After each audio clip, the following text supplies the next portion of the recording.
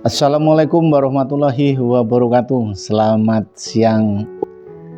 Kabar gembira bagi kita semua bahwa dari pemerintah telah melonggarkan yang selama ini pengetatan.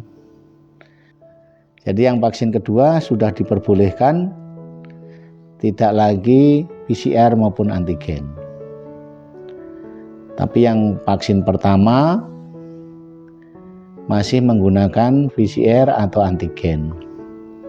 Atau bagi yang belum bisa divaksin atau karena ada sakit tertentu, maka harus ada surat keterangan dari dokter pemerintah yang resmi.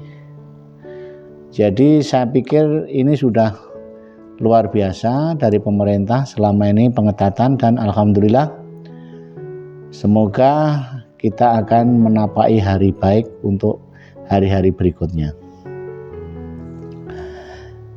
Berkaitan dengan itu, kami akan mengunggah beberapa jadwal kapal laut dan dunia aviasi penerbangan yang tentunya berkaitan dengan konten-konten yang selama ini kita unggah.